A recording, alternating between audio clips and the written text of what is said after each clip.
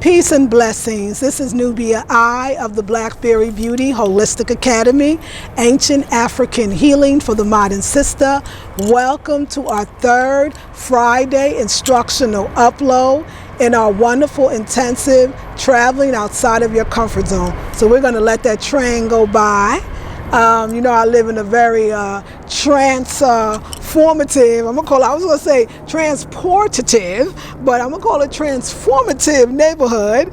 But so we got the mic, so you should be able to hear. Really, we live near an airport, so there's the plane. We got a train that goes this way, a train that goes that way. That's just like the BART train. If you was in New York, it'd be the New York City subway. And then we have the Amtrak that goes by. So I'm supposed to be moving. You want to talk about traveling? I'm in the traveling environment, you know. I'm in a number 9 house in numerology. If you add up your address and you see what the number is, that tells you something about your vibrational frequency of where you are right now spiritually, because we are the things that where we live or who we date, it's our energy attracting that. It's where we are and where we need to be. And number 9 is about completion, and we are completing so many things in this house. Also, we're in the year 2016, which is also a number 9 year, which is all about completion. So you taking this intensive at this time is truly, it's truly the perfect time to gather, to get things together, because when that 2017 come, and we're going back to that number 1, the things that you are going to experience, the things that you're going to be able to do because you have cleared up, have completed so much just by doing these intensives is going to blow your mind. And as many of you know, or maybe you don't know, our next intensive is minding your money.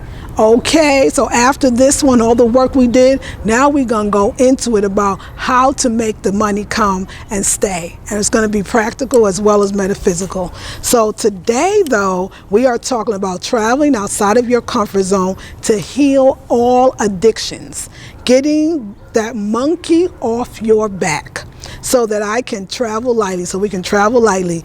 In this week, we will learn to let go of all addictions so that we can move more freely in every aspect of our lives.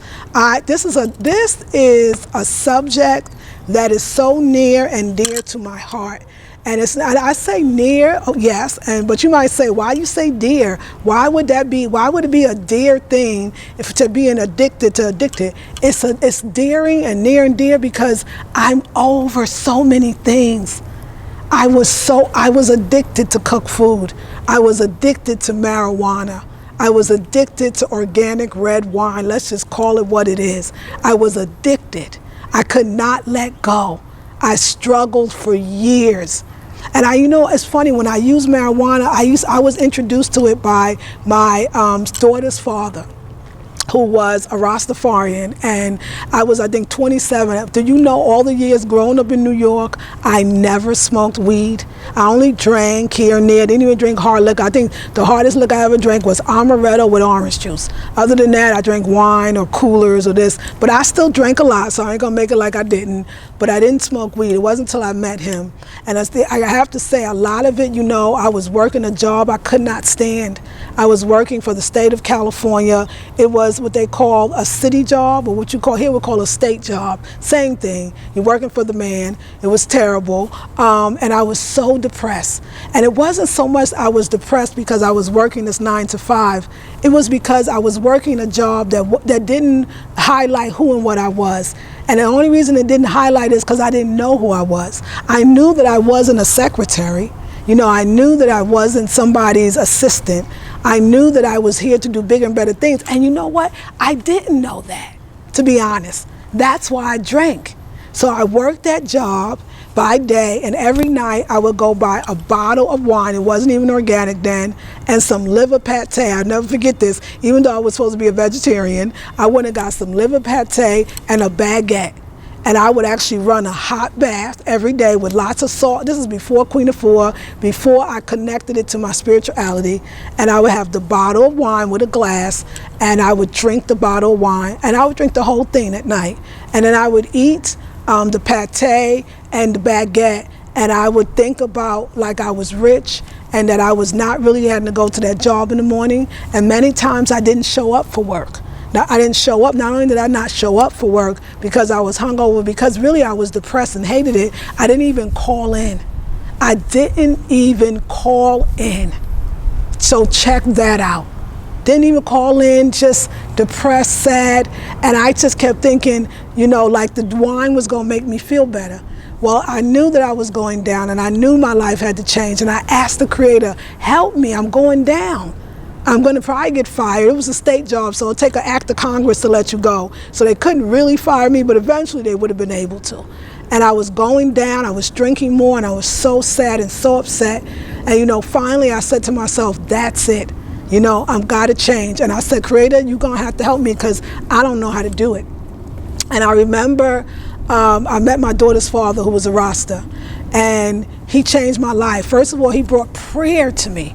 I knew about metaphysics, but remember, because I didn't grow up as a Christian, I didn't really know about prayer. I knew about doing psalms, but his prayer is different. The way Rastas, you know, they really are into the Bible. They just, everybody's black and the God is black, but it's still the same Bible.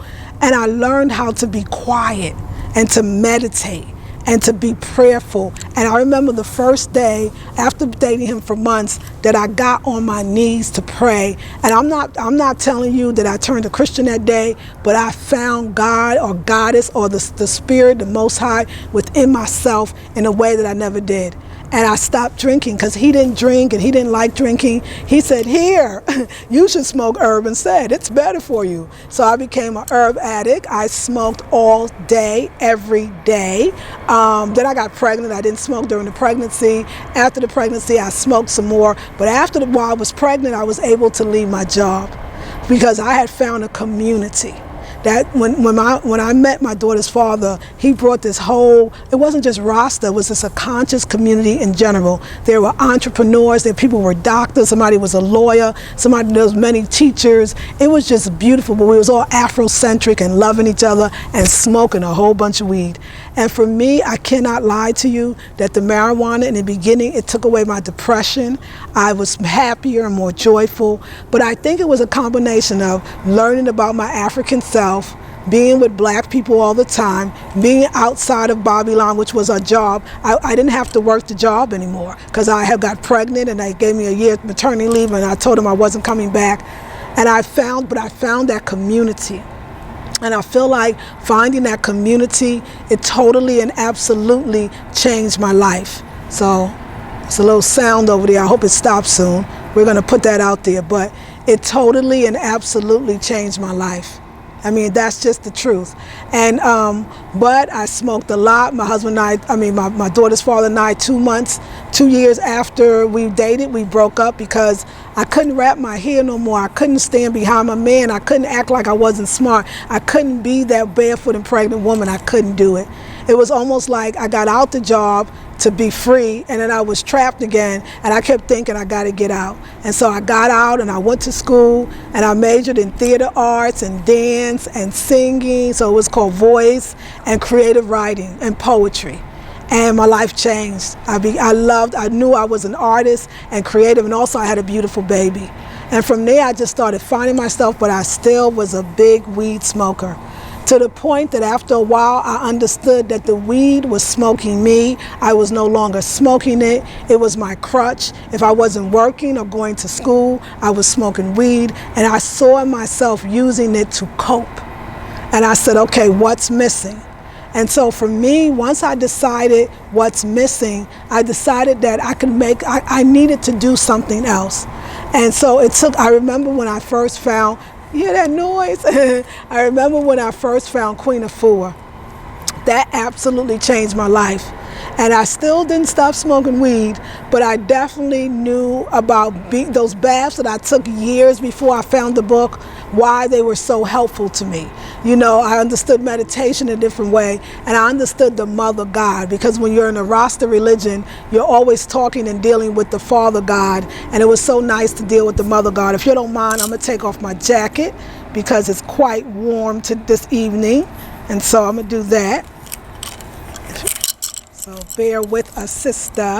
And by the way, do y'all like my outfit? Did you see this African suit? I told you, now that I know who I am, I'm gonna act like it, wear it. So I got a new attitude and I'm moving in different places and I'm doing different things and I'm so thankful. So when I realized that, I said, okay, I gotta change. And I became this healer, you know. I started getting on raw foods, and when I got on raw foods, that was it. I just remembered I stopped smoking. I was a year on raw foods. I stopped smoking for 2.5 years. I was still drinking here and there, but not as much. The raw foods changed my life. It was the raw foods that opened me up to more.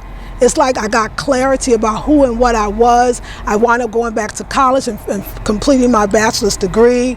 I got scholarships and I traveled to Trinidad 5 or 6 times. My life changed. And then somehow I picked it up again, you know, going back to Trinidad, and I picked it up again. What I'm saying to you is that every time that I was not expressing myself and being my true goddess woman self, every single time I noticed that I went back to that. And so it finally hit me. It took me a while. It did. You know, then when I was frustrated with me and my man, who is my husband now, and I wasn't really getting what I wanted in the relationship, I remember me going back to the weed again. And I said to myself, look, I know I am a healer. I know that I'm helping so many people on YouTube do my classes, my one-on-one consultations, my groups. But I got to stop this smoking, drinking, and eating cooked food. And I'm going to tell you when it started. It was a few weeks before we decided to start this June's Raw Food Intensive. And I saw everything that I wanted and the life I wanted, and Spirit spoke to me and said, you will not be able to have any of that if you continue to smoke, or if I did smoke weed or drink or eat cooked food. And I took that raw food so seriously, and I got down to 1 meal a day. It took my addictions away. I started drinking that 1 gallon of water in the raw food intensive, and I started drinking a gallon of water every day to flush out my system, and it took the addiction away. It took the cravings away.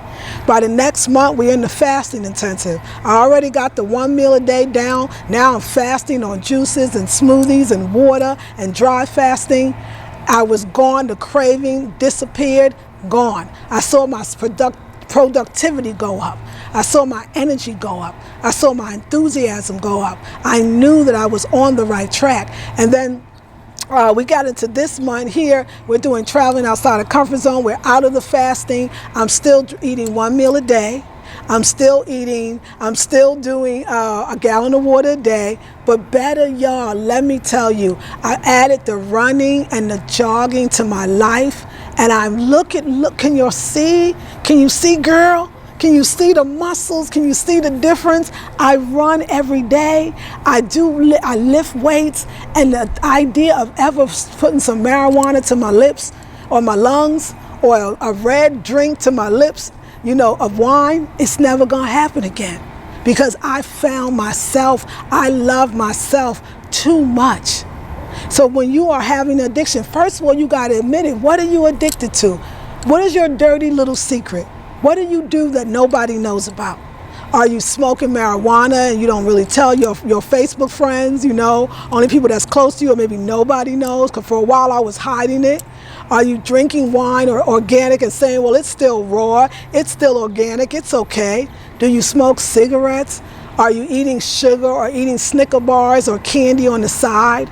You know, are you addicted to that bad man with that so-called good orgasm, but that bad toxic sperm, but you act like you're not really with him, but you're still sleeping with him? You know, what are you addicted to? Are you addicted to reality TV? Is that your dirty little secret? Are you watching the Wendy Williams show? Is that your dirty little secret? Are you watching, I don't know, Basketball Wives? See, I know Love and Hip Hop and Basketball Wives and whatever else. Is that your dirty little secret? What are you doing that you know it's an addiction and you know that it's not good for you because it keeps you from really excelling? It gets you into that overwhelmed feeling where you start something great and then you abandon it because you are so afraid, because you know that this is going to get you to your greatness, and right now you're afraid of your own greatness. Do you know what I am talking about? Are you feeling me right now? Do you get what I'm saying to you? Because these are things that's going to stop you from traveling outside your comfort zone. Because let me tell you, if you want to be a world traveler, if you actually want to travel and go places, let me tell you that addiction's going to follow you wherever you are. Wherever you go, there you are. So you're not going to leave that behind, because now that you have gotten what you want, you're going to be, if you're an alcoholic, you'll be one in Peru and you'll be one in Cameroon. If you are an addict and you smoke, you'll find ways to do drugs somewhere else. If your addiction is food, you'll eat yourself till you can't feel anything anymore. If you're addicted to sex, you'll have sex with men and maybe even come back with a disease because you just didn't love yourself. So first of all, understand that what your addiction is, name it and claim it. Name it and claim it. Step one, assignment number one, name it and claim it. Okay? Assignment number two, understand why you are doing that thing. Why are you drinking, smoking, sexing, watching reality TV? Why are you doing it? Do you feel unworthy? Do you feel like you're not enough? Do you feel like if you try, you're going to fail? Why are you doing what you're doing? The other thing is, what does it give you? What payback? What reward does it give you? When I realized that smoking weed was a temporary high, but it really didn't give me a reward, because afterwards when I came down, I felt worse. A lot of times when I was high, I got nothing done. So recognize, in a sense, I'm going to change it. Recognize how the addiction is hurting you. Tell the truth. Does it keep you from actually completing your goals? It kept me. Does it keep you too inner where you're so antisocial that you're missing out on opportunities, you're missing out on benefits, you're missing out on blessings? So how is it hurting you? Name it and claim it. And then name who you would be if you wasn't drinking, who you would be or what you would be if you wasn't watching reality TV, who and what you would be if you wasn't drinking or smoking weed or doing that addiction. Who would you be? And when I answered that one, who would I be? I would be a successful businesswoman. I would be an entrepreneur who is in the millionaire club.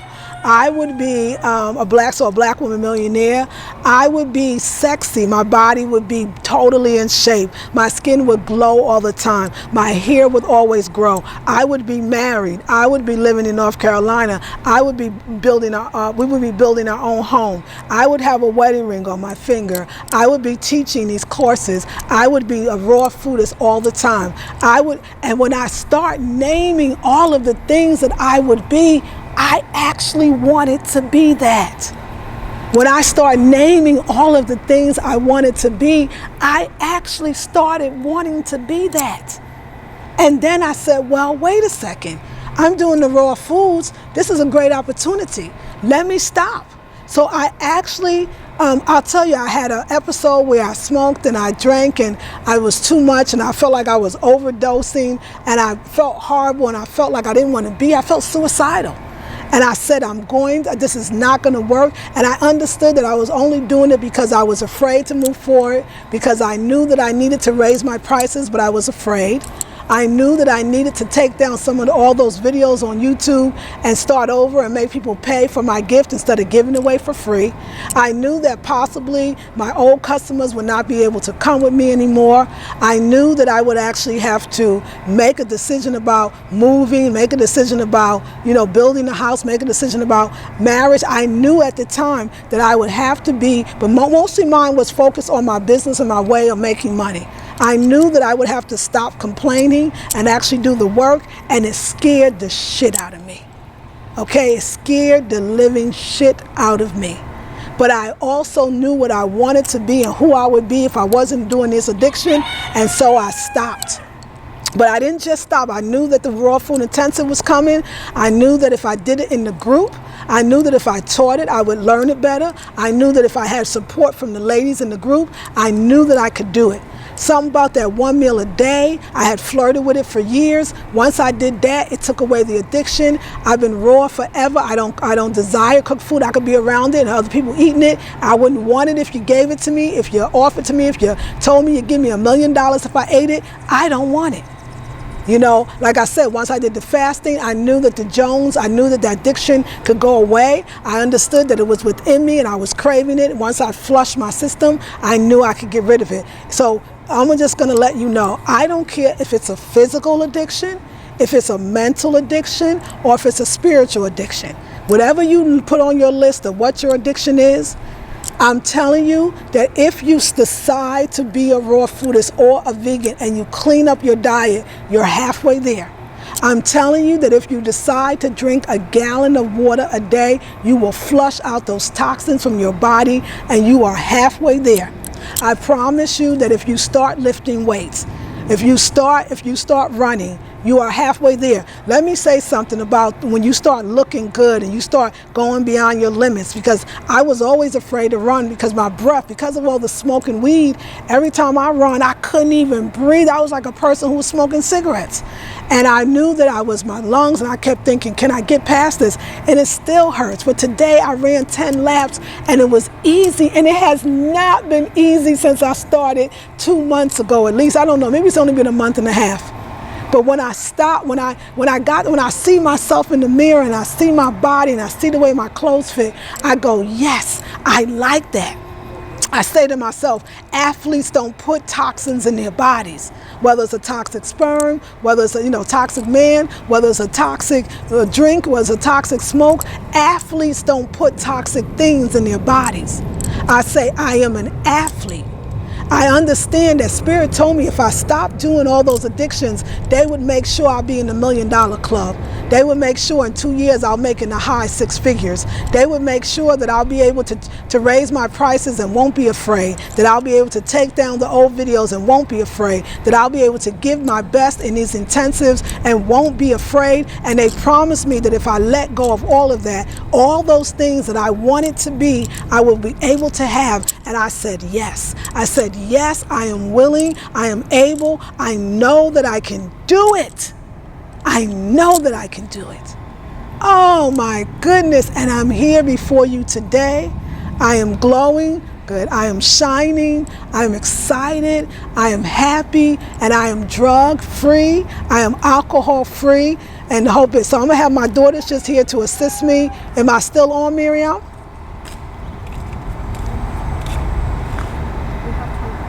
35? Okay. 35. Okay, great. Thank you. My daughter is keeping me in check and making sure my camera is steady and that we can continue to do this. Miriam, check and see how much time I've already done.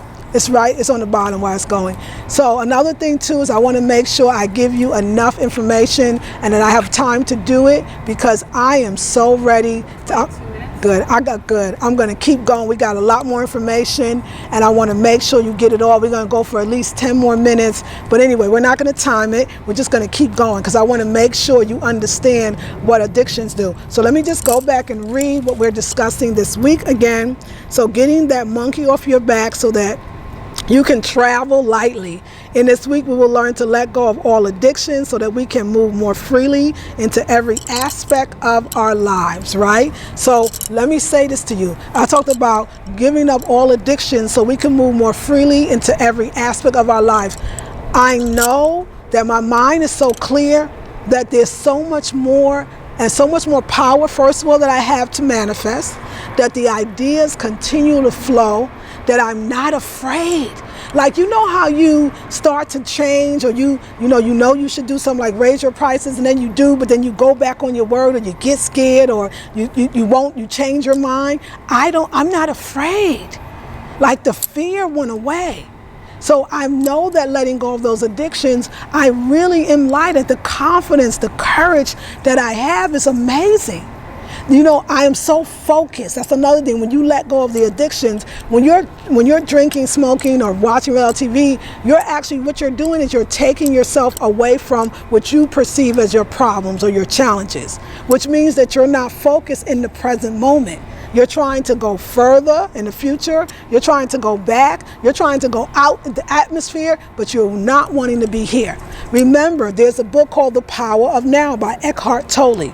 There's another book by Ram Dass called Be Here Now. The operative word is now. The present moment, as you learn in metaphysics, is the most powerful moment. It's where you can change how you felt or feel about the future, and you can change what you want and how you feel about you can change about how you feel about the past in the present moment, and you can decide on what your future is going to be in the present moment. So this is very, very important. So the present moment is everything. When you're watching reality TV, when you're getting high, when you're drinking, you're not in the present moment. So you're not able to change your life. That's why when you come down from your high, the show is over, the high is over, you know, what you call the being intoxicated is over. You feel terrible. You feel sad. But again, in that sad and terrible, if you drank more water, if you ate a green meal, if you started running, if you lifted weights, you would immediately feel better, because what you want when you're drinking, when you're smoking, when you're getting high, you want to actually feel better. So I remember reading this a long time ago in very spiritual like books, metaphysical books, that all of us, when we're getting high and doing drugs, we're really trying to get to God. And I'm going to use another word. When we're getting high and being addicted to something, we're really trying to get to good. We want to feel good. We want to be good. We want to do good. Know that about yourself. You want to do good. You want to feel good. You want to have good. You don't want to do bad. You don't want to be bad. You don't want to feel bad. Remember that. You're getting high, even you watching these reality TV, all of it is because you really want to be and feel good. What a blessing. So you can do it. You can feel good. You can have what you want. You can live the life you always wanted, but you have to let go of the addiction. So remember, I'm teaching traveling outside of your comfort zone from the perspective that it's not about why I took this traveling outside of comfort zone intensive, y'all. You know, you tell your friends, and girl, after that intensive, I was able to go to Paris, or I was able to visit Africa, I was able to go to Europe, or I was able to, move to another state. And then you after you come back, you realize that, so you did take the money that you could have bought the house with, or could have put a down payment on, or could have secured an apartment. You now got to come back to the issues that you've been having. So there you go. Let's just drink that drink. Let's just smoke that weed. Let's just eat that food. That's not good for us. Let's just watch that reality TV. So what I'm teaching is the money part is that you're going to put your money in order so that you build wealth and you'll always have it. You understand that you're going to put yourself in order first. So putting yourself in order first means putting your body in order, your mind, your spirit. And if you are addicted to something, your mind, your body, and your spirit is absolutely not in order. And so that's what you want to do. You want to put yourself in order. This is very, very important. So that when you have that trip, it will lead to many trips. Okay, so when you have that, when you go to that state and buy that home, it will lead to many purchases. It will lead to many prosperity, much abundance.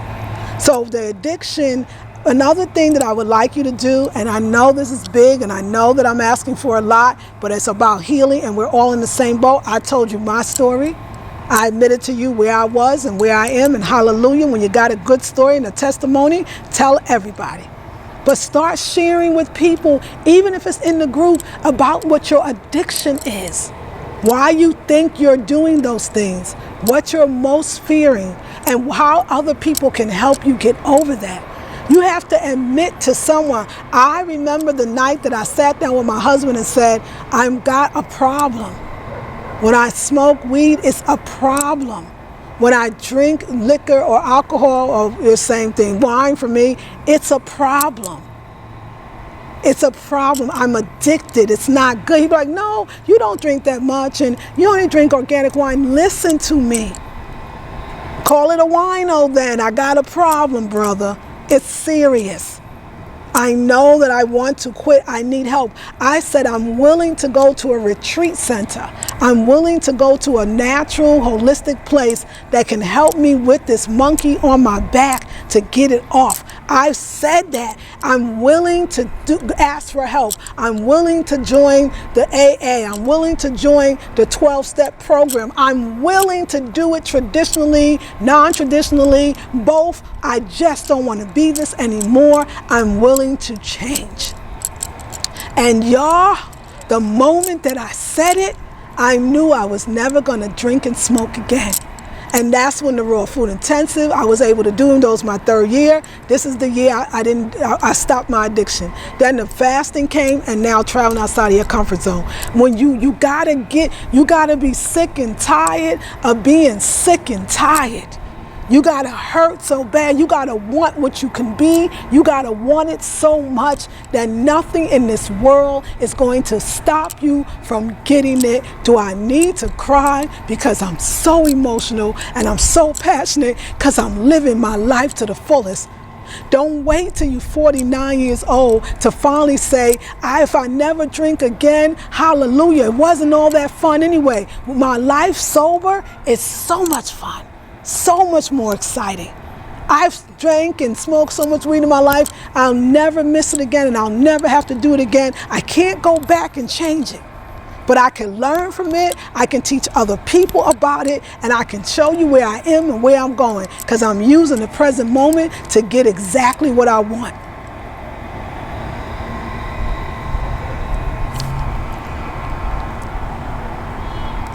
Athletes don't put toxins in their bodies.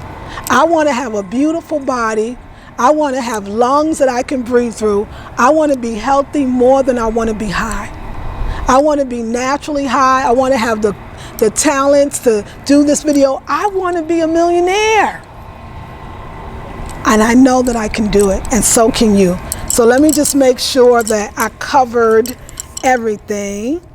Traveling outside your comfort zone, all addictions, so that we can move more freely in every aspect of our lives. Moving more freely in every aspect of our lives. How fitting, how perfect, how wonderful. I feel free. I feel alive. My energy level is amazing. My mind and body and spirit is calm. I'm also very passionate and excited. I feel more love in my heart. I know that everything I want, I will have. I know that everything I need, I already have. And I know that you can have it too. I would ask you to, of course, do the assignment, share with other people. We got you. We got you in the fold. We're going to do it together. We're going to heal together. We're going to get that monkey off our back. Let me just alert my daughter, Miriam. So I hope that you got a lot out of this video and got a lot out of this assignment. And I know that together we can do this. I know that for sure.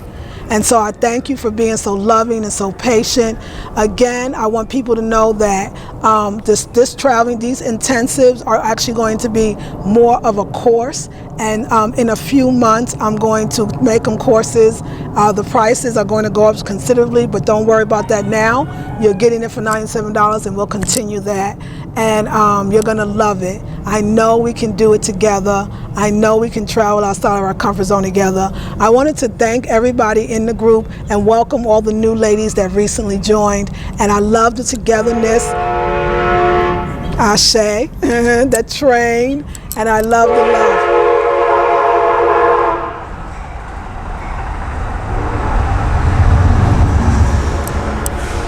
All right, so on that note, it's time to travel. So keep it going, ladies. I love you all with all my heart.